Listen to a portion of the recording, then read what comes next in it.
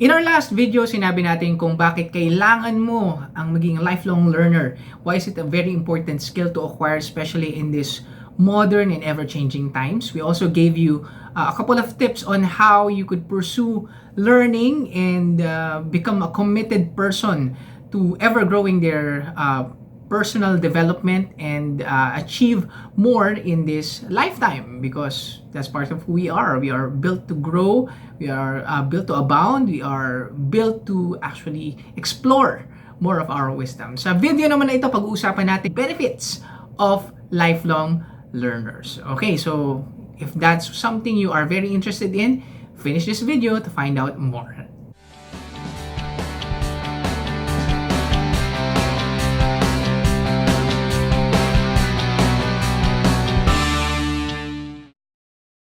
If you are among those who are committed to learn, grow, and inspire their circle of influences, then you are at the right place. This is Educate, and this is your host, Erwin Salilin. Welcome po ulit sa video na to, and we will be discussing what we have promised to you a while ago, the lifelong learning benefits, 4 more reasons why you should be a lifelong learner. Number 1, better brain cognition and faster learning. So we're talking about the brain at pag-usapan natin kung ang exercise ay ang para sa ating physical body. Learning naman is to our brain. You may have heard of the quotation na you must work out your brain because it is like a muscle. Fact is, our brain is not actually a muscle. There's a rough estimate that it's 60% made up mostly of fat. Of course, meron din diyang mga glial cells, may mga nerve fibers, arteries, and arterioles. But the reason they mention na ito ay parang muscle is because you have to use it or you lose it. Or kapag hindi mo siya china-challenge from time to time, it will result to atrophy or yung pag-shrink ng ating brain. That is why ngayon, di ba, very common sa mga elderly, yung cases like dementia and Alzheimer's. So partly it's because of their lifestyle and other different factors. So if you don't want to end up with those particular health issues, it's a mandatory thing for you to exercise and challenge your brain by learning new habits and new skills. In our whole lifetime, actually, nagka-create tayo ng mga bagong brain cells. This process is called neurogenesis. Also, when you practice deliberately learning a new skill or acquiring a new information, ang nangyayari within our brains, there is what we call creation of myelin sheets. Ano itong myelin sheets? These are called white matters in the brain, and they are the ones who help in speeding up the transfer or yung pag-travel ng mga neurons natin. So it's like glitching, okay, and it happens in a nanosecond, so sobrang bilis na nangyayari dyan. And this is very essential in terms of habit formation dahil continuous use of that path builds to more myelin sheets, which means easier access for you for that particular skill. So you have mastery over that particular thing you are practicing about. At dahil dyan, dahil mas mabilis mo itong natatransfer, the more information you acquire because of the white matter in your brain, the easier it is for you to actually learn. Reason number 2, learning builds up your confidence and your competence. These two is actually interlooped. Okay, it could be one resulting to another or the other way around. So for example, when you acquire more information regarding relevant skill to your career, in what you do in your business, as a parent, ang nangyayari, you build confidence dahil alam mo that you can actually work on the task at hand because you are equipped with the tools and skills necessary to get the job done. On the other hand naman, minsan you may not have the competence yet, but if you are confident and you try and you are bold enough to actually explore how you can do things better. Hindi ka naman magaling sa simula pero kailangan mo magsimula para gumaling, di ba? And so by becoming confident, stepping up, ang nangyayari is that you can actually learn along the way. So because of your confidence, that was the initial step for you to gain the skill. You may learn from trial and error. It may take a while. You may learn from mentors and coaches, from advisors, so that they'll tell you exactly how to do it properly.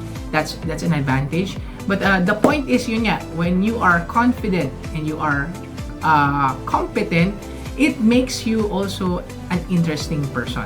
Let's go to lesson number 3. Learning gives you an economic advantage. Nabanggit na natin sa unang video, no, that these are changing times, and because of factors like speed of change and complexity, this requires for people to speed up also their adaptability to whatever is happening in our present society. So ang nangyayari po dyan, if you are stuck with your previous mentality or in the fixed mindset side, ang mangyayari po, you will definitely be left behind. Even right now, as artificial intelligence and automation is happening, yung mga jobs that does not require much of the thinking, if possible na ma-automate, they will be turned and handed over to machines. Definitely. Even cleaning ngayon, di ba? Nagwawalis ngayon, yung mga robot na, may mga machines na ganyan. Even delivery, they are planning to give that to drones. In terms of agriculture ngayon, kailangan may mga machines na who can operate factory works. Nagiging mabilis na ang production, lowering the cost dahil yung labor force is eventually being replaced by machines. It even turns out right now that there is the major reason for unemployment is not really that there are no jobs available in the market. There are a number of new categories or created jobs right now in the digital age. The problem is the skill level of those who have recently graduated, or even yung mga matagal nang graduate, does not meet the requirement of the new jobs.